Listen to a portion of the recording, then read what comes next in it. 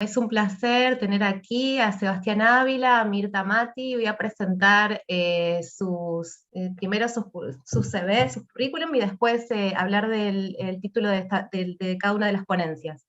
Mirta Mati es directora del programa de estudios de Malvinas, Atlántico Sur y Patagonia en la Universidad Nacional Arturo Jauretche, investigadora independiente asociada a la Comisión de Investigaciones Científicas de la provincia de Buenos Aires, profesora asociada de prácticas culturales y adjunta de promoción de actividades comunitarias de la Universidad de Buenos Aires, doctora en Ciencias Sociales, magíster en Comunicación y Cultura y licenciada en Ciencias de la Comunicación de la UBA. Bien, su ponencia se titula Malvinas en museos y espacios de memoria, contextos, relatos y actores en las islas y en el continente. Y Mirta, antes de darte la palabra, decirte que tenés entre 15 y 20 minutos para presentar tu trabajo. Muchas gracias. Bueno, buenos días a todas y a todos. Cualquier cosa me cortan con el tiempo si me extiendo mucho, ¿sí? Bien, como Laura recién presentaba, en esta charla yo propongo analizar los modos en que los museos de y en las Malvinas producen memoria, a través de la apuesta, de la selección de objetos, del relato, los guiones y los destinatarios. Y para esto seleccioné dos museos, el que está en el continente y el que está en las islas, y una apuesta local que es de un centro de veteranos de la localidad donde está ubicada mi universidad, UNAG, que es Florencio Varela. Pero antes de esto quería contarles brevemente el contexto en el que trabajamos. En el 30 aniversario nosotros comenzamos a investigar Malvinas en la Universidad de Buenos Aires a través de las conmemoraciones. Para nosotros, tanto los ritos nacionales como los museos son una puerta de entrada para ver cómo construimos y disputamos las identidades y las memorias. Y en este sentido, tomamos a los museos como dispositivos de producción comunitaria. Los museos son los primeros medios masivos de comunicación, incluso antes que la radio y la televisión, donde esos estados nacionales que se independizaron, dejaron de ser colonia, produjeron identidades y patrimonios a través de la inclusión de objetos y de comunidades, y a través de la exclusión de ciertas identidades locales y de ciertos objetos, construyeron esos relatos, que fueron funcionales, criticados, pero que hoy siguen teniendo huellas, ¿no?, en las disputas por la identidad nacional. En nuestro caso, ahí pasamos la diapositiva. Yo seleccioné algunas imágenes para ver en Argentina, luego de ese largo proceso independentista de revolución y guerra, en 1880, que es la etapa del periodo de consolidación del Estado-Nación, empiezan a tener centralidad no solo los museos, sino, por ejemplo, el Jardín Botánico, que fue sede del Museo Histórico Nacional, el Museo Nacional de Bellas Artes o el de Ciencias Naturales, que estuvo en Parque Centenario, el Museo Histórico Nacional, que finalmente se ubicó en el Parque Lezama, una construcción de estas instituciones, pero también una planificación urbana en toda la ciudad de Buenos Aires y en la ciudad de La Plata, por ejemplo, el Museo de Ciencias Naturales, donde lo que se estaba construyendo era una idea de nación homogénea, excluyente, con la mirada muy puesta. Buenos Aires en el centenario se consideraba la París de Sudamérica, con la mirada muy puesta en Europa, y bueno, y también una de estas imágenes es el Museo Británico, ¿no?, que es el primer museo nacional del mundo, donde uno encuentra estas recurrencias en la arquitectura, en la consideración de pensar estos espacios para que esos visitantes, ese público, aprendiera en un mismo lugar cercano al centro del Estado Nacional, cuál era la realidad, ¿no?, cómo se construía la identidad de la propia nación y también del otro, ¿no?, el exotismo. Si vemos en la otra diapositiva, seleccioné algunas imágenes del centenario, porque el centenario justamente fue un momento en que se festejó la idea de este Estado homogéneo, y se excluyó a muchos trabajadores, obreros anarquistas que estaban protestando en las calles, pero que al mismo tiempo también las comunidades originarias, estas son la familia del cacique Inacayal, y vemos en la primera imagen la exposición de restos óseos de esas comunidades, lo que se llamó en Argentina, mal llamado conquista del desierto.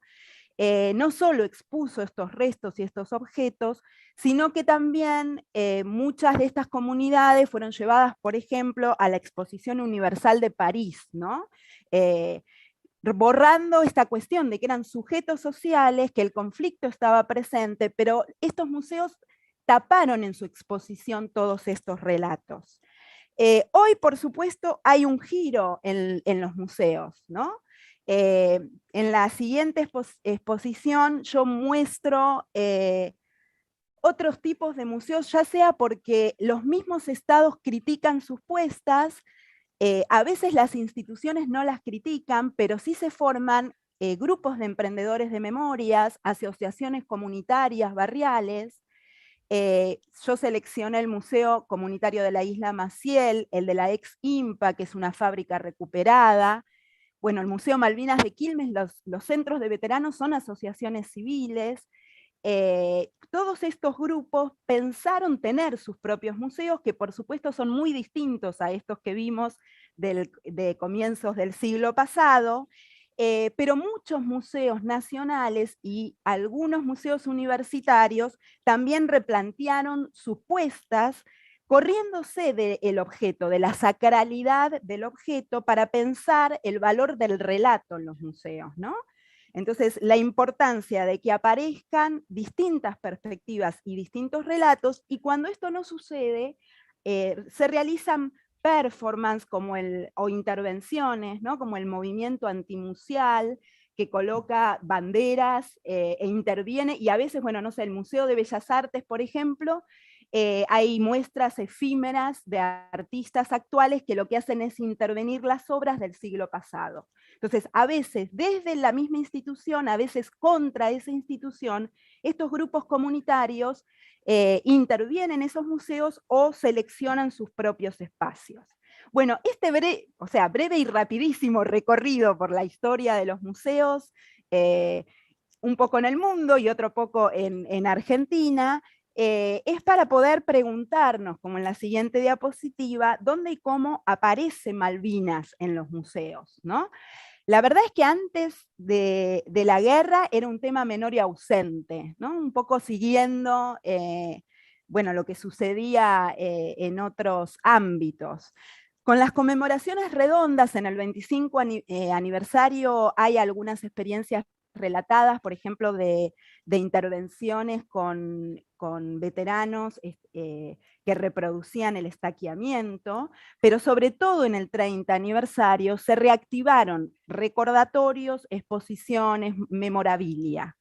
Y hoy contamos con el museo en la ciudad de Buenos Aires, también muchas provincias y localidades tienen sus propios museos, y también en las islas aparece la cuestión de la Guerra de Malvinas. Em, Como les comentaba recién, muchos centros de veteranos cuentan en sus propios centros con espacios donde exponen sus propios objetos. Y a esto también, por supuesto, tenemos que agregar los lugares y sitios de memoria, los espacios de memoria, como cada plaza, cada escuela tiene sus memoriales, sus murales, pone sus placas conmemorativas, también acá a veces desde el Estado, o como pudimos ver en el documental y ayer en la charla, nosotras también estuvimos, las propias veteranas intervienen poniendo su placa, ¿no? En esa lucha por la memoria en el espacio público. Y también podemos pensar que muchos de esos espacios pueden, o sea, son lugares de memoria, aunque, por ejemplo, en Comodoro Rivadavia el hospital no está más, sin embargo se puede reconstruir y trabajar. Perdón que ahora por ahí están tocando la puerta, espero que los perros no ladren. Bueno, hoy contamos entonces con una variedad de espacios que también están mapeados, ¿no? En el 2014, como podemos ver en la otra diapositiva, con solo 3 meses de diferencia se inauguraron 2 museos. Ahí, Tilman, estamos viendo el Zoom, no la diapositiva, no sé si eso aparece así para Sí, todos o solo para mí. es otro panelista que tengo que Ah, desactivar. bien, Dame un bien, segundo. bien. Fue un accidente, creo. Bien. Ahí. Em, Voy a volver bueno, a... igual sigo relatando, porque De pueden acuerdo. ver las imágenes después, son las fachadas de los 2 museos, con solo 3 meses de diferencia se inauguraron estos 2 museos, uno en la ciudad de Buenos Aires, que es un museo nacional, es dependiente del Ministerio de Cultura de la Nación, que es el Museo de Malvinas e Islas del Atlántico Sur, y en las islas el Museo Histórico del Astillero, que está dirigido por una organización benéfica, el Fideicomiso Nacional del Museo de las Islas Malvinas. Ambos museos representan a Malvinas y a las Falklands con distintas modalidades y perspectivas, y en los dos casos lo que aparece representado excede a la guerra. La guerra se incluye, pero no es un museo de la Guerra de Malvinas. En el paper van a poder leer más detenidamente sobre los sentidos y diferencias que encuentro en los museos, pero en esta presentación, por una cuestión de tiempo, voy a seleccionar algunas características en el Museo de Malvinas e Islas del Atlántico Sur. Si pasamos a la otra diapositiva, fue concebido como un centro cultural, ¿no? Que la importancia era la experiencia del visitante, empieza con una sala prólogo, donde se recrea la historia y el ambiente de las islas, y donde la importancia está dada en los sentimientos y la vivencia que tienen los visitantes en el propio recorrido. Entre los objetivos centrales se encuentra la defensa de la soberanía y la reivindicación de la causa, que es concebida como nacional, latinoamericana y universal, y también busca homenajear a los caídos. Está ubicado en el predio de la ex-ESMA, por lo cual el mismo espacio también hace presente el periodo dictatorial, el periodo de la historia del presente histórico, de la historia del presente, en que el museo propone esta apuesta. Bueno, no solo hace un recorte con, si vemos en la siguiente diapositiva, retoma características de la flora, la fauna, la geografía, y datos que sirven, o sea, que incorporan y son resultados de investigaciones científicas del CONICET, pero que sirven como argumentos para sostener este objetivo que yo decía al principio, que es la defensa de la soberanía y la reivindicación de la causa. Además de la flora y la fauna, en la siguiente diapositiva podemos ver que también se relevan biografías en una historia larga, ¿no? Aparece el Gaucho Rivero, el operativo Cóndor con la biografía de Dardo Cabo y la bandera que lograron izar en Malvinas en el 66, el periodo de gobernación de Bernet, YPF, Fitzgerald, digo, en esa historia que también sirven como un relato argumental para mostrar la soberanía argentina sobre las islas. Y por supuesto, también, como vemos en la otra diapositiva, aparecen los caídos, y en esta sección una serie de dispositivos tecnológicos. Estos son los dos, el otro museo, acá aparecen la imagen de los caídos, el cementerio en las islas, los dispositivos tecnológicos que permiten vivenciar la visita. Está concebido como un museo interactivo, educativo, abierto, inclusivo, que lo que busca es atraer a la ciudadanía y sobre todo a los más jóvenes, ¿no? A las generaciones de niños, que como vemos hay un espacio donde también está dedicado al disfrute, al juego. No se concibe, es un museo en construcción permanente porque se conciben a sí mismos como una institución que se completa con la participación de las visitas. En este sentido podemos ver que lo que se prioriza es una historia geopolítica, ¿no? Es lo que está más presente. Incluso uno puede pensar que la historia política y cultural está subordinada al relato geopolítico.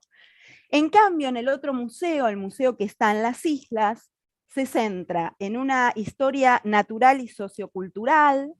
Después el museo se trasladó, digamos, había otro museo que estaba en la Casa Britannia, y lo que presentan son las colecciones que podemos ver en la otra diapositiva, que en su mayoría datan de finales de 1800 y muestran esa historia sociocultural y marítima que en general están asociadas al ámbito hogareño y también a la vida rural, ¿no? A los granjeros, trabajadores que vivían a las afueras de Puerto Stanley en lo que ellos denominan el campamento.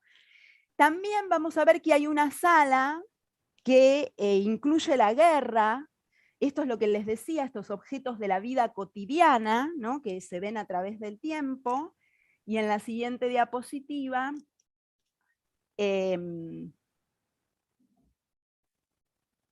bueno, vamos a ver acá, por un lado también esta historia natural, y por otro lado la vestimenta, que en verdad no se utilizaba en las islas, sino en Inglaterra en el siglo pasado, y esta imagen que es, se llaman Nuestras Palabras, esta es nuestra historia, nuestro relato, donde el museo construye así un relato que articula, por un lado, la perspectiva del naturalista, ¿no?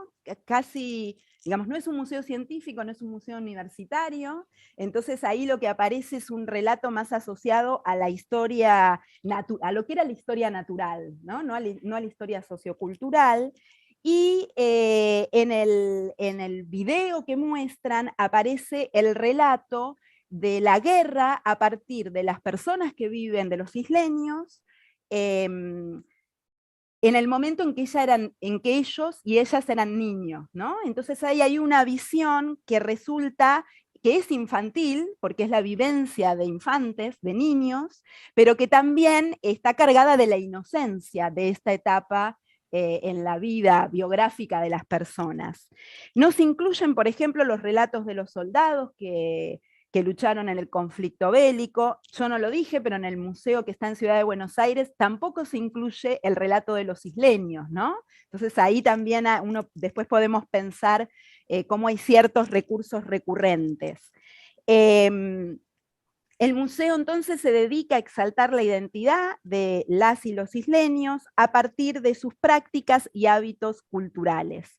También, por supuesto, que se rescata a los pioneros, a la expedición británica a la Antártida, e incluso se expone una bandera argentina como botín de guerra, y se exponen los resultados del referéndum del 2013, ¿no? sobre la soberanía de las islas. En este caso también ahí hay argumentos que están apoyando la soberanía de la administración británica. De este modo se pasa de esa mirada naturalista e inocente a un posicionamiento político respecto a la autodeterminación. A diferencia de estos dos museos, que es el último que les voy a contar, porque a mí también me interesa trabajar esa tensión entre lo nacional y lo local, a veces la preeminencia de lo nacional obtura y no nos deja ver otros sentidos que los grupos sociales y los emprendedores de memorias construyen en sus localidades. El Centro de Veteranos, a diferencia de estos dos museos, piensa su museo como un museo de guerra y de posguerra, porque está formado a partir de sus propios objetos. Aquí tampoco, no hay un relato ni de profesionales, o sea, son los mismos veteranos y sus hijos e hijas quienes pensaron ese guión y esa apuesta. A pesar de que en la actualidad los municipios, en este caso el de Varela, pero en Quilmes pasa exactamente lo mismo, están a partir del 40 aniversario dispuestos a ayudar en esta apuesta, pero hasta el momento lo que encontramos entonces es una historia bélica de tipo amateur, ¿no? Todos los veteranos saben, no solo por su biografía, sino también por las lecturas que tienen, el periodo de la guerra y la posguerra, y este relato está hecho a partir de recuerdos, de objetos y de esas vivencias personales, ¿no? y también de los olvidos y de las etapas de reconocimiento estatal y social. Comienzan con un espacio de lo sagrado. Lo primero que encontramos es esta imagen que está arriba, con las 4 fotos de los caídos varelenses, que hasta hace poco eran 5. También vemos 632 héroes, que hasta ahí voy cerrando, que hasta hace poco eran 649, y el banner del cementerio donde ellos colocan escarapelas en los 4 caídos que vemos en las fotos, en esa disposición del cementerio en las islas. También, como vemos en las otras diapositivas, están expuestos sus objetos, a veces son los pocos objetos que pudieron traer. Ahí vemos a un veterano junto a su uniforme que utilizó en la guerra de Malvinas. Hay otros que son recreaciones, hacen maquetas, esa carpa está recreada, y también las fotografías, algunas personales y otras sacadas de periódicos y diarios. Si pasamos la otra diapositiva, bueno, en las direcciones es distinto también los perfiles, no me voy a extender ahora en esto, pero como les decía, en el Museo de Argentina, el primer director y el actual son escritores, periodistas y militantes de la causa Malvinas, el primero diputado nacional.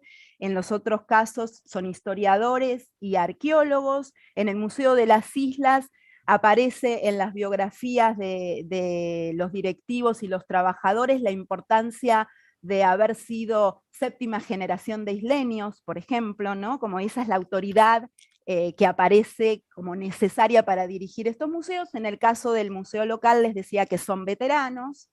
Y si pasamos, creo que es la última diapositiva, bueno, yo acá lo que hice fue georreferenciar también los espacios para poder abrir el debate en este breve recorrido realizado por las 3 instituciones, para ver la pluralidad de sentidos que están presentes en estas exposiciones, cómo nuestro presente histórico todavía es un espacio de batalla cultural por la memoria, y cómo, bueno, el Museo de Malvinas tiene esta recreación de las islas que pisamos cuando los vamos como visitantes, cómo ahí hay un espacio abierto para pensar si en Malvinas el mismo campo de batalla también no es un museo de sitio, un museo a cielo abierto, que, bueno, que no podemos todavía pensar desde Argentina, pero que aparece en relatos como el que va a hacer ahora Sebastián, a través de las visitas que hacen a las islas, a través de los objetos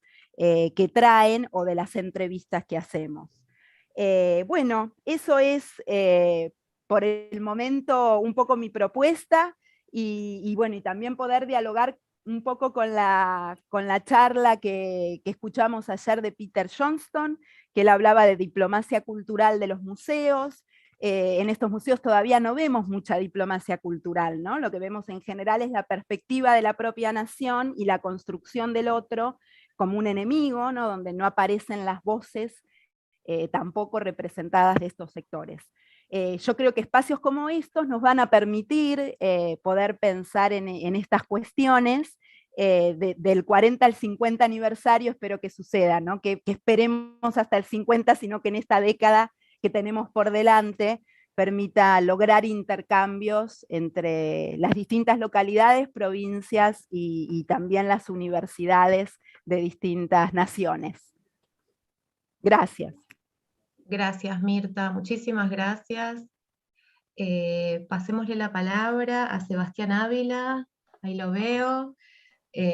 Además de presentarlo, quiero decirles que recién está llegando de Tierra del Fuego, donde fue a hacer un trabajo que estaría bueno que también, si el tiempo alcanza, nos cuente, porque está muy vinculado a todo esto. Así que primero lo presento. Sebastián Ávila es licenciado en Historia, actualmente es docente en Problemas de Historia Argentina en la Universidad Nacional de Arturo Jauretche. También forma parte del equipo de investigación Malvinizar de la Universidad Nacional Arturo Jauretche. Desde el año 2020 forma parte del equipo de arqueología Memorias de Malvinas, junto a un grupo de arqueólogos y documentalistas que trabajan sobre la relación entre objetos y memorias de la Guerra de Malvinas. En el año 2021 su novela Ovejas fue ganadora del concurso Futurock. Te damos la palabra, Sebastián. Gracias por estar con nosotros. Gracias Laura, gracias Cora por la invitación. La verdad que bueno, muy contentos de estar aquí. Bueno, mi charla se entronca con lo que decía recién Mirta, con esta relación que existe entre los objetos y la memoria. Recién yo veía la presentación de Mirta y pensaba, bueno, cuán rodeados estamos de objetos para pensar nuestra historia, ¿sí? Así que voy con la presentación para que vayamos un poco charlando. En enero de 2020, justamente después de terminar de escribir la novela a la que hacía referencia Laura, viajé a las Islas Malvinas, viajé solo, no viajé con nadie más, ya en el avión conocí veteranos, familiares, porque son los que mayoritariamente viajan a las islas, o por lo menos lo hacían hasta ese momento, porque después los vuelos se cancelaron. Y en mi viaje, una de las cosas que más me conmovió, y después con el tiempo aprendí una palabra que es más exacta, que más me perturbó, más me perturbaron, fueron los objetos. Por ejemplo, este que ven en la presentación, que siempre lo utilizamos para las charlas, porque todos los veteranos y los que conocen mucho sobre la guerra no, les preguntamos qué es y nadie sabe responderlo. Bueno, es esa perturbación que producen los objetos en este entorno natural, que además de ser un entorno natural, en este caso estamos en un campo de batalla. Esta foto fue tomada entre Cerro Williams y el Cerro Tumbledown. Básicamente, cuando volví de las islas con esta inquietud sobre los objetos, en la carrera de Historia de la Universidad de Buenos Aires, nosotros no trabajamos con objetos, trabajamos con fuentes escritas y orales, pero no con materialidad.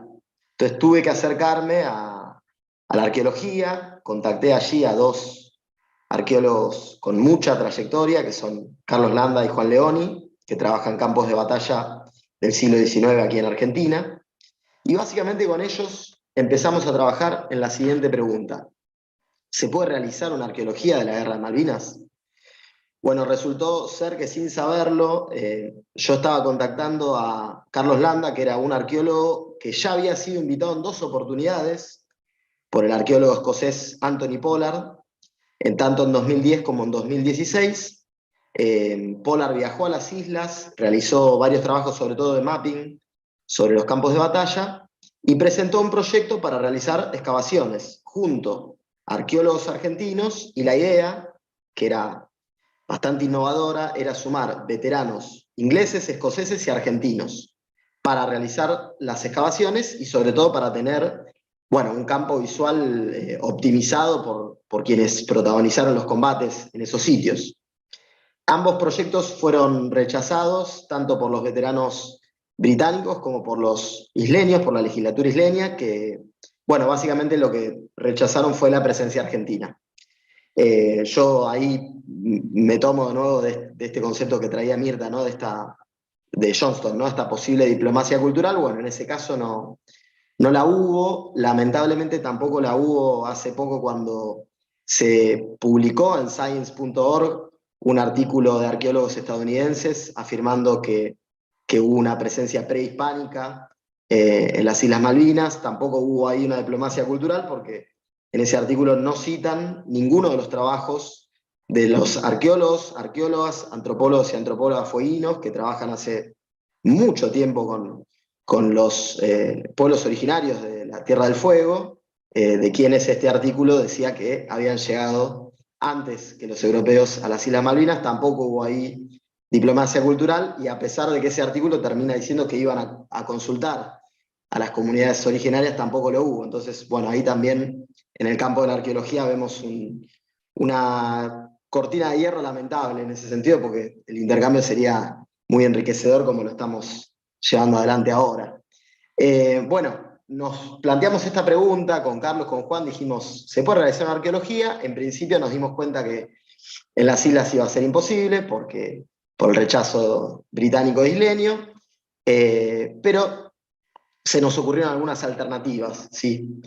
En torno concretamente al caso de Malvinas, sí estuvimos observando los campos de batalla, la situación actual, donde básicamente lo que hay es un museo al aire libre, ¿sí? Hay restos de todo tipo de materialidad. Ahora van a ver algunas fotos, estas las tomé yo. A la izquierda es un búnker en la cima del Cerro Tumbledown, a la derecha una posición argentina en Monte Longdon. Bueno, las dificultades ya las comenté recién. Voy a pasar a la siguiente. Esta es otra foto que me tomaron a mí. Una amiga, Graciela, que viajó conmigo, me tomó esta foto. Que bueno, acá ven también, ¿no?, los restos materiales de lo que eran las tropas argentinas, en el caso de la batalla del Monte Longdon. Y acá lo que encontramos básicamente es una cultura material muy variada y compleja. No solamente hay elementos de tipo militar, sino de uso civil. Ahora lo vamos a ver, zapatillas que llevaban como segundo calzado, como calzado complementario a las tropas argentinas, pastas de dientes, etc. Los sitios son calificados como no cotidianos porque los pobladores de las islas no suelen transitar por ahí. Sí lo hacen aquellos que hacen y que explotan el llamado turismo de campos de batalla. Malvinas es uno de los pocos casos en los cuales los campos de batalla casi están, entre comillas, vírgenes, casi no han sido removidos. Hay lo que nosotros llamamos convencionalmente un huaqueo, que se llama saqueo de los campos de batalla, que es muy común en todo el mundo, pero sin embargo persiste la materialidad todavía. A los 40 años uno camina y encuentra por todos lados restos, ¿sí? Bueno, ante estas dificultades y ante esta imposibilidad se nos ocurrió retomar una línea de la antropología que se llama los estudios de la cultura material. Casualmente el año pasado nos enteramos que en Europa se está realizando un trabajo muy parecido, sin conocernos, pero se está realizando un trabajo muy parecido, que básicamente es entrevistar veteranos de guerra, en el caso nuestro veteranos argentinos, a partir de su materialidad y de sus objetos. O sea, no hacer entrevistas preguntando directamente por su experiencia, sino por sus objetos y por toda la multidimensionalidad de esos objetos. Esto quiere decir la historia de esos objetos, qué memorias resguardan, por qué los tienen en sus casas. En el caso de la derecha, Jorge Ibáñez es un capitán médico que, como yo les diría, el 95% de los entrevistados, nosotros ya llevamos 50 entrevistas, tienen en sus casas, los veteranos argentinos, un rincón, un lugar donde resguardan objetos de esa guerra. En el caso de Jorge fue la primera vez, cuando nosotros hicimos esta entrevista en diciembre de 2020, fue la primera vez que mostró sus objetos a alguien. Los tenía resguardados en el campo de la memoria individual, de la memoria privada personal, y a partir de estas entrevistas, es más, Jorge había escrito un diario durante la guerra, que si no me equivoco va a ser publicado en Oxford. Entonces, se nos ocurrió retomar esta línea de los estudios de la cultura material a partir de una metodología que se está implementando, les decía recién, en Europa, y que tiene que ver con esto, con abordar la experiencia de la guerra a partir de los objetos, ¿sí?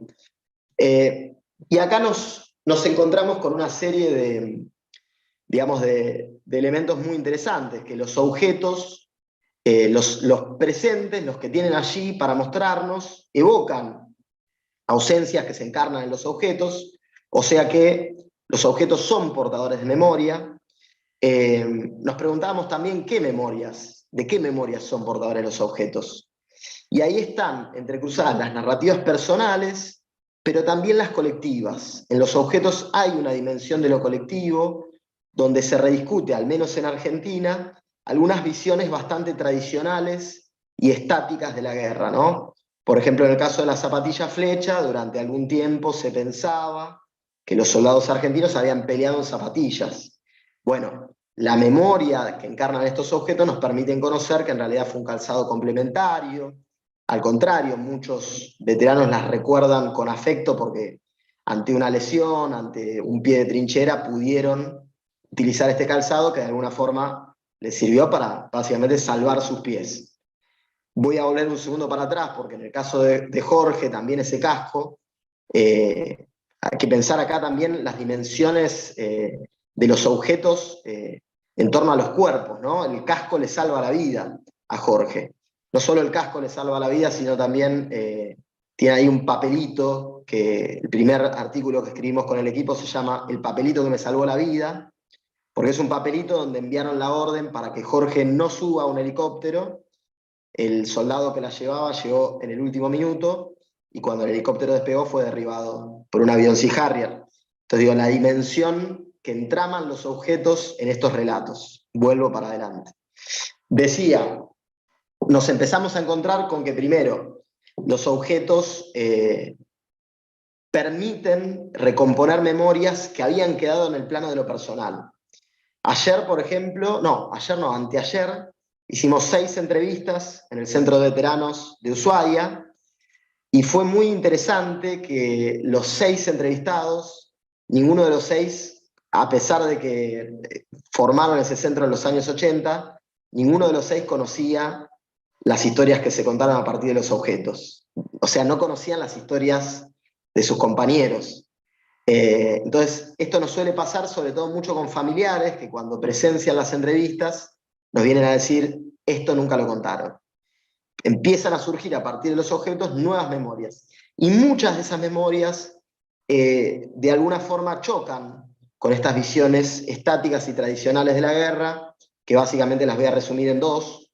Una visión que plantea que la guerra de Malvinas fue el último manotazo de ahogado de la dictadura militar, o sea, una acción de la dictadura para salvar su propio gobierno, y lo resume todo en eso, simplemente fue eso. Entonces, a partir de esa lectura, los objetos son utilizados como insumos para decir, fíjense lo mal preparadas, lo mal equipadas que estaban nuestras fuerzas, y está la visión opuesta, que es la visión de la gesta de Malvinas, la gesta como una gesta patriótica en la cual se hizo todo de manera heroica, y en la cual, digamos, no hay demasiado para revisar porque simplemente se utiliza la gesta de Malvinas para destacar el heroísmo y simplemente, digamos, esa dimensión de epopeya. Sigo. No sé cómo venimos con el tiempo, porque estamos bien, ¿no? ¿Sí?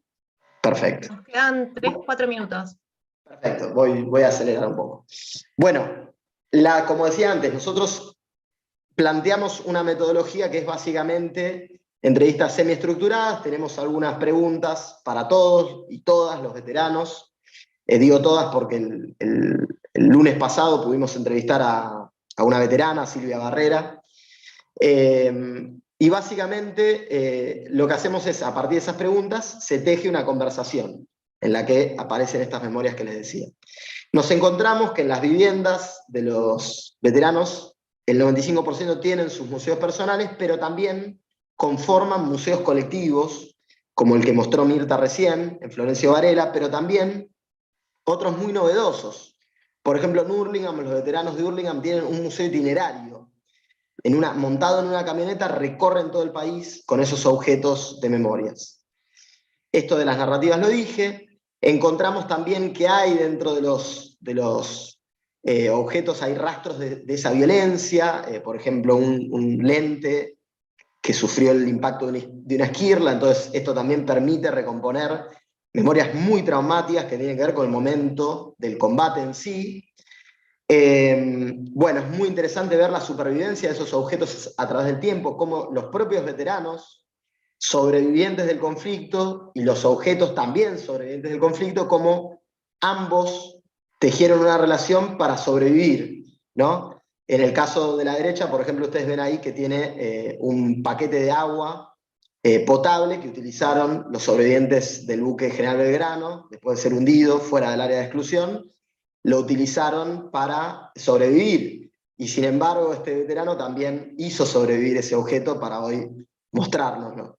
Y después, por último, una dimensión muy interesante, que es la reutilización y creación de objetos, que, digamos, muchas veces se lo ha visto hasta como algo barbárico, desde lo militar, ¿no? Por ejemplo, utilizar una cohetera de un avión atada a un tobogán en la zona de Darwin para utilizarlo contra la infantería británica, o bueno, podría nombrar miles de ejemplos. En el caso de los veteranos de Malvinas, también, por los serios problemas logísticos que sufrieron las tropas que estaban en la primera línea, debieron reinventar todo tipo de objeto por ejemplo, el casco de una granada para usarlo como mate, una lata también como mate, diferentes objetos para cocinar, etc. Podría estar toda la mañana nombrando.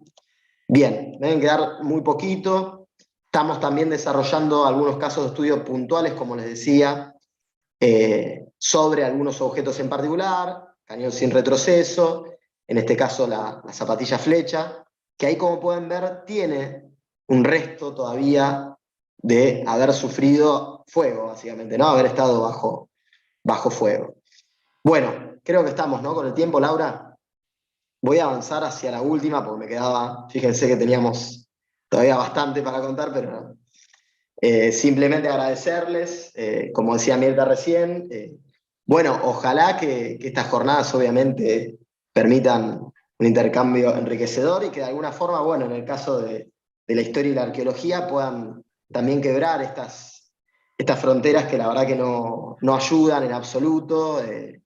La verdad que habría muchísimo para aprender en ese intercambio. Y por último, contarles que en este mismo momento, Anthony Pollard, el arqueólogo escocés que les hablaba al principio, está realizando trabajo de campo en Malvinas junto a 2 veteranos escoceses. Lo pueden seguir en sus redes, es muy interesante lo que están realizando. Hablamos con Tony, como le decimos nosotros, porque ya estamos en confianza, y Tony nos decía algo que con eso quería cerrar esta presentación. Nos decía: yo soy consciente que mi trabajo está incompleto sin ustedes. No lo decía obviamente a título personal por mi persona, por la de Carlos o por la de Juan, sino básicamente porque es incompleto pensar un campo de batalla solo desde un solo lado. Así que bueno, invocamos a que en el futuro podamos estar todos y todas allí compartiendo esa experiencia de campo, que además va a tener, y sabemos que lo va a tener seguramente, un aspecto terapéutico para los veteranos de guerra, que dicho sea de paso, tanto en Argentina como en Inglaterra, ya superan los 60 años, no los vamos a tener siempre, los tenemos ahora, hay que tratar de tener en cuenta también esa situación. Bueno, muchas gracias. Muchísimas gracias, Sebastián. Bien, abrimos unos 15 minutos, nos quedan aproximadamente para hacer preguntas, intercambios. No sé si hay alguna pregunta. Ahí los estoy viendo a todos. Bien. Yo, Lau, Dale. si se ¿Hola? puede, Dale, y no hay otra. dale. Quería, por un lado, empezar agradeciendo las 2 presentaciones, un lujo realmente tenerles aquí con nosotros, a Mirta y a Sebastián, por la profundidad de sus trabajos, por la rigurosidad, por lo que lograron generar y mover al respecto en cada uno de sus campos, y además por la amplitud.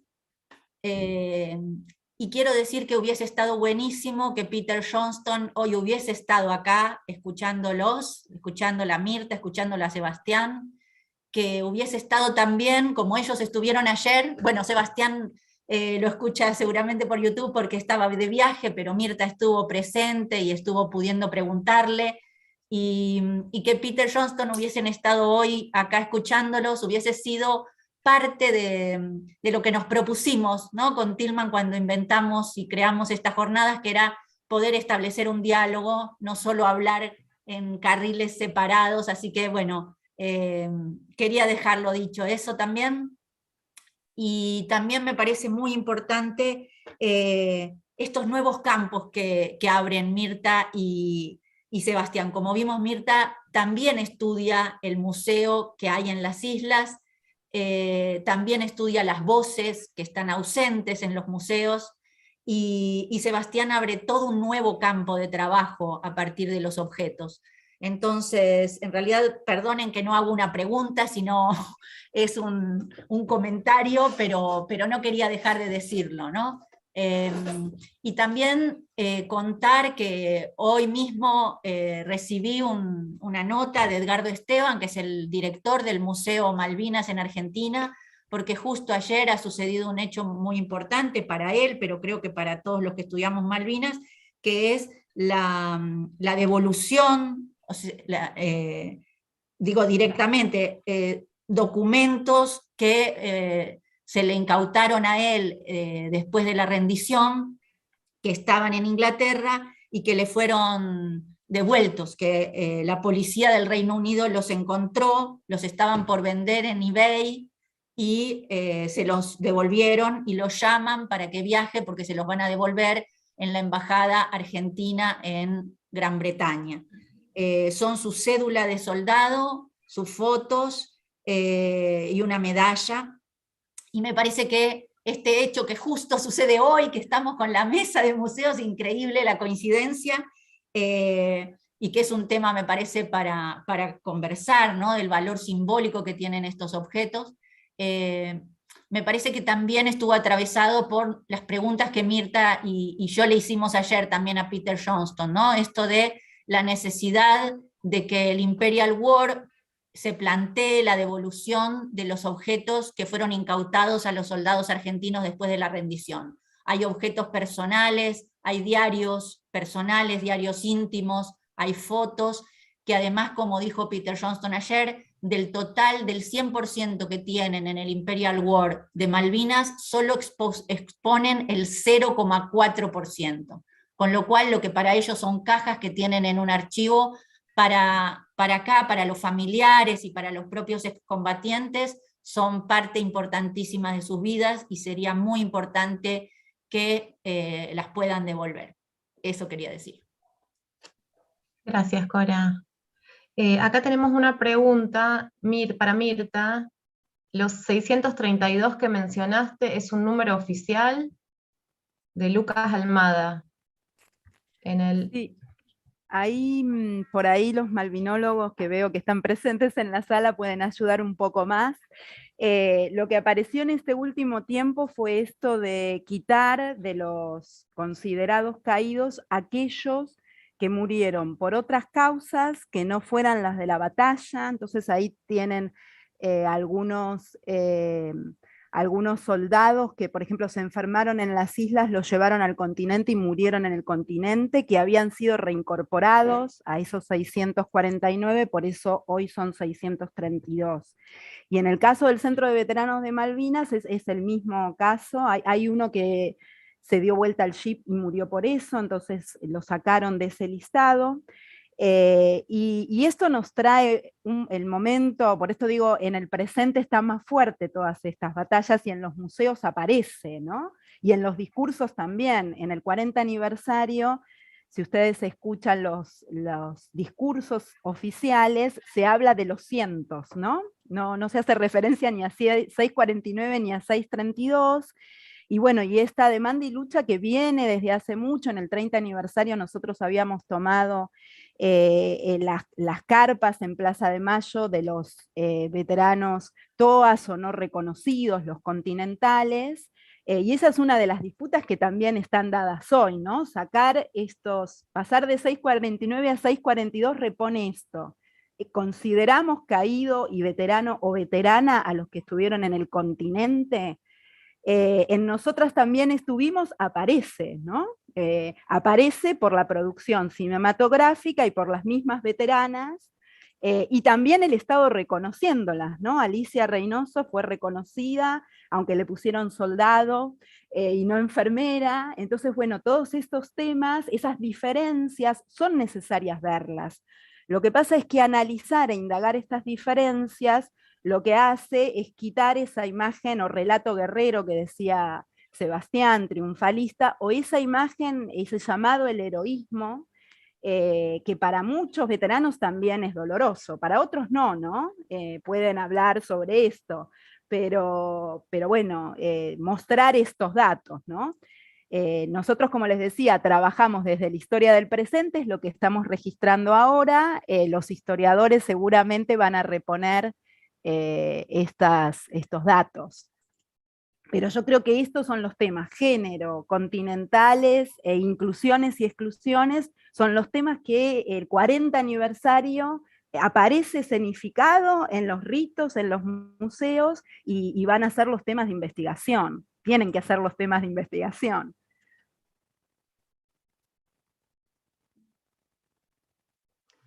Bien, ¿hay más preguntas? Sí, dale, Vero.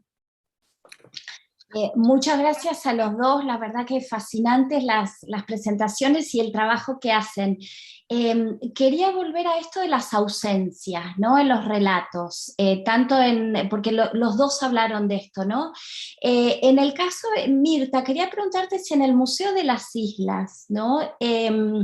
¿Hay algún rastro creo que es una posición muy minoritaria, pero se habla algo así como de una identidad cultural híbrida, ¿no? Que está ligada a la posición también muy minoritaria, pero que quieren ser independientes también de Inglaterra, ¿no? Y esto está en la película de Julieta Vitulio que teníamos ayer, en la voz de John Fowler, ¿no? Que dice, hay una identidad, una posible identidad híbrida que tenía que ver con la economía previa a los 80, centrada en el campo, que había un vocabulario alrededor del caballo. Y los isleños usaban vocabulario de los gauchos. Nada, eso como un indicador, ¿no? Pero a los dos, si en el museo o en la arqueología hay algún rastro, ¿no? De esta posible hibridez que se pueda poner sobre la mesa. Sí, esto que vos decís aparece en el museo, no sé, el Spanglish, ¿no? Aparece un vocabulario que da cuenta de esta articulación, de esa historia hecha de una hibridez cultural o de un sincretismo. Lo que me parece también es que la guerra en eso marcó como una inflexión, porque ahora esta sala de la guerra y esto de poner los datos del referéndum rigidizó más esa otra posición, ¿no? Que aparece en escena. Entonces ahí, bueno, las instituciones un poco reflejan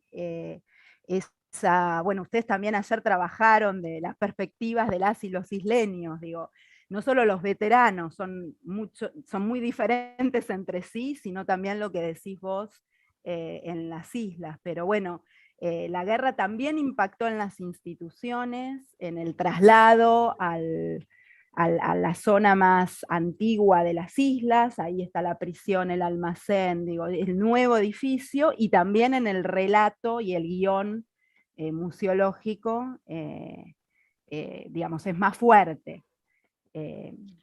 Bueno, no sé si Sebas ahí... Sí, no, bueno, nosotros lo que tenemos desde el punto de vista de la arqueología es que, bueno, primero que nada lo pueden ver en cualquier mapa, ¿no? Los topónimos, a pesar de que las fuerzas argentinas en la guerra cambiaron topónimos que después volvieron para atrás, como por ejemplo Puerto Mitre, que era Puerto Howard, ahora vuelve a ser Puerto Howard, perdón. A pesar de eso hay un montón de lugares que uno recorre en las islas que todavía tienen nombres hispanos. Y más allá de eso, en la materialidad, por ejemplo, los corrales de piedra, los corrales de turba. Hay un trabajo muy, muy interesante de un arqueólogo inglés que se llama Robert Philpott, de la Universidad de Liverpool, que no trabajó sobre la guerra, pero sí trabajó haciendo arqueología de los primeros asentamientos. Puerto Egmont, el de ay, no me sale, Soledad, perdón, se me mezcló con otro. Los primeros asentamientos, digamos, hizo investigaciones arqueológicas, y ahí la materialidad habla de una complejidad muy grande, por lo menos hasta la primera mitad del siglo XIX, donde ahí sí Philpott recoge a través de cartas el testimonio de cómo la población gaucha de las islas es devuelta, porque bueno, los patrones de las estancias básicamente decían que eran muy conflictivos, y empiezan a reemplazar a los gauchos argentinos, uruguayos, a los indígenas de pueblos originarios, los empiezan a reemplazar con mano de obra neozelandesa sobre todo, pero también británica. Entonces, imagínate que ahí en la materialidad tenés, pero cosas increíbles, digamos. Nosotros, una de las preguntas que les hacemos a los veteranos es si reutilizaron o si vieron restos de antiguos corrales, antiguas casas, y ahí tenés historias, pero muchas historias al respecto. Es más, nosotros le escribimos a Philpott, hablamos con él, tiene una campaña pendiente en Darwin, y también le dijimos que obviamente que nos interesaría muchísimo poder por lo menos estar ahí, porque bueno, muchos de los objetos que encuentran son de un pasado por lo menos hispánico. Y último, antes que me olvide, otro equipo de arqueología que fue a trabajar en un campo británico, de tropas británicas de la Segunda Guerra Mundial, en una zona que se llama Bennett Paddock, a las afueras de Puerto Argentino, encontraron, en la excavación que buscaban restos de ese cuartel de Marines, encontraron objetos argentinos. Entonces digo, en la materialidad es lo que tiene, ¿no? Después las fuentes las podemos discutir eternamente, si cómo se escribieron y qué sé yo. La materialidad está ahí y es un poco inexpugnable, ¿no? Es como que uno dice, bueno, está ahí, se toca. Creo que había una pregunta de Daniel Chao, ¿puede ser? Daniel, que hayas levantado la mano. Sí, primero quería felicitarlo a los dos por las exposiciones, son muy buenas, aprendí bastante, muchísimo, de un tema que siempre toco de oído, digamos. En realidad era una pregunta para Mirta, una aclaración sobre los 632, que ahí en realidad por eso levanté la mano, pero vos después lo dijiste muy bien, en realidad tiene que ver con excluir a los combatientes continentales o a los movilizados de la memoria, porque ellos reivindican, creo que son, bueno, hay que hacer la suma rápida, que yo no tengo ganas ahora, pero son 15, 16 muertos en continente, en operaciones de control ahí en la zona abajo del paralelo 42, que son los muertos que reivindican los movilizados, y por esto algunas asociaciones los quieren excluir. 17, gracias. No, y una pregunta en realidad tenía, pero no sé si me la puede responder Mirta en general, porque a mí me llama la atención, bueno, yo soy de Chaco, pero lo he visto en otros lugares, como bien vos dijiste, muchas asociaciones tienen sus propios museos. Aquí hay un museo, en realidad es el museo y después viene la asociación, esa es la característica y no al revés. Y el guión del museo está construido por los propios veteranos. Y en realidad era una pregunta muy subjetiva, ¿qué opinión te merece esto? Si pudiste ver en otros lugares. En el caso de Chaco, la mitad es un museo de la guerra y la otra mitad es un museo geográfico. Alguien tiene que ver con las características de la guerra. Incluso hay un pedazo de turba que se trajo uno de los veteranos, cortó un pedazo de turba y la trajo y la expone para que podamos ver. ¿Qué opinión te merece eso en general, digamos, la construcción de los guiones de los museos por parte de los veteranos? Sí, con los grupos sociales y comunitarios siempre uno lo que rescata es justamente la posibilidad de la movilización por la propia memoria, que el tema no deje de estar presente en la localidad. Y es sumamente importante porque uno a veces no tiene en cuenta la cantidad de escuelas que van a esas exposiciones, mucho más que al Museo de la Ciudad de Buenos Aires. Yo estoy hablando en el conurbano, ¿no? Van más a esos centros de veteranos que a un museo nacional, donde hay profesionales que curan la muestra, donde hay historiadores, ¿no? Donde hay distintas posiciones, porque también hay críticas de historiadores al Museo de Malvinas e Islas del Atlántico Sur, pero que tienen en la curaduría ciertas cuestiones, prevenciones, ¿no? Que todos los académicos investigadores tenemos. No podemos caer en anacronismos, no podemos, bueno, nosotros también nos pasó en una de las actividades en UNAG que era turba de la UNAG, la que estaba mostrando, y decíamos que era de Malvinas, pues no fueron los veteranos, y yo digo, bueno, no es necesario mentir para conmover, ¿no? Estas cosas que uno tiene que cuidarse. A veces en los grupos de emprendedores de memoria pasan estas cuestiones, ¿no? Me parece que ahí tenemos que dialogar más y que estar más presentes nosotros y nosotras, ¿no? Acompañando. Y nos cuesta muchas veces porque estamos investigando o estamos dando clases, entonces muchas veces no estamos ahí para repensar juntos, ¿no? Esos guiones. Teniendo en cuenta esto, de que es muchísima la cantidad de argentinos y argentinas de todo el nivel escolar que visitan estos museos. En general está más atado al sentimentalismo, a conmover, ¿no? Entonces digo, ahí hay que reponer algo de los datos históricos y los tenemos que acompañar. Después es muy interesante toda la cuestión de estos, por ejemplo, el casco que mostraba Sebastián en el centro de veteranos y el uniforme, la guía es el propio veterano, te deja probar el casco, Y a veces también eso fue posible porque en algunos casos querían donar sus objetos al Museo Nacional, pero el Museo Nacional no puede tener tantos objetos, ¿no? O sea, ¿qué hacemos con esos objetos? ¿Para qué todos? El peligro a veces es la sacralización, es decir, yo el otro día, creo que fue ayer, le decía a Peter Johnston, desde los 70 la museología crítica, hay una de raigambre latinoamericana y otra francesa, ya criticó el Museo Almacén, bueno, estos museos que yo les mostraba de principios de siglo, ¿no? Que es lo peor de los estados nacionales. No podemos volver a recaer en eso, ¿no? Entonces digo, bueno, esto tiene que ser, por un lado, un tema de debate entre nosotros, ¿no? Uno cuando expone en un museo selecciona, bueno, y cruza el debate historiográfico, el histórico, el antropológico, el cultural, el comunicacional. Y por otro lado, con estos grupos de veteranos, un acompañamiento que para la universidad es la extensión, la vinculación, ¿no? No podemos escindir esas funciones. Las universidades tienen que trabajar también con los grupos del territorio, ¿no? Es difícil, tiene que haber presupuesto, tiene que haber una política interuniversitaria para esto. A mí me parece que el 40 aniversario nos va a servir para esto, para cruzarnos, para juntarnos de distintas universidades, Chaco, vos y nosotros con Urbano, y salir, bueno, del micromundo, ¿no? Y ahí hay una cuestión que quería reponer, que también me parece con los nuevos temas, que se dieron, Daniel Filmus antes de dejar la secretaría dio unas becas para jóvenes isleños para cursar en las universidades patagónicas, ¿no? Y esto me parece que también es interesante. Hay que ver si eso efectivamente se está implementando y después qué efecto tiene. Porque esos jóvenes que vienen a formarse en nuestras universidades en la Patagonia, con todo el conocimiento que están produciendo y que poco leemos, ¿no? Los trabajos de las compañeras y compañeros de las universidades patagónicas. ¿Qué efectos va a tener, por ejemplo, cuando vuelvan a las islas? Y si eso efectivamente llega o no a los museos, ¿no? Porque las instituciones tienden a cerrarse sobre sí mismas. Bueno, no sé si ahí un poco te respondí, Daniel.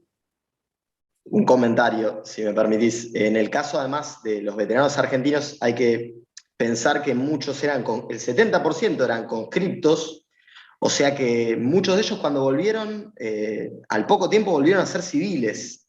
Entonces no son de carrera militar. Y ahí en la relación con los objetos, algo que no dije, perdón que me meta, pero algo que no dije, es que, digamos, hoy un poco la tensión que viven ellos es que muchos vuelven a visitar y a buscar sus posiciones, y cuando quieren retornar en el aeropuerto de Montplezán, no les es permitido llevarse ningún tipo de objeto. De hecho, la turba, por ejemplo, tampoco, en realidad. Creo que todos y todas las que fuimos igualmente buscamos las formas de llevarnos un poquito de turba a una piedra, pero no se puede.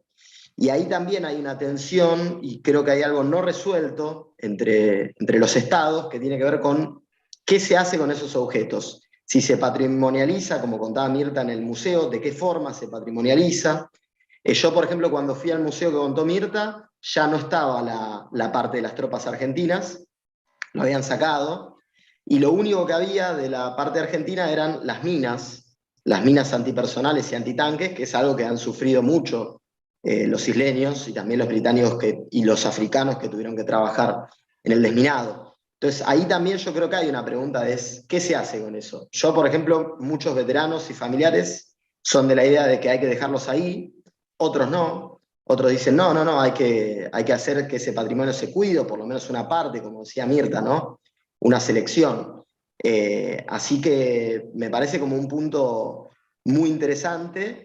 Y por último, que también me olvidé, pero que creo que es importante, también tiene que ver con los actos conmemorativos, porque de parte de los británicos y los isleños se permiten hacer conmemoraciones en los campos de batalla y no se permite a los argentinos hacer conmemoraciones.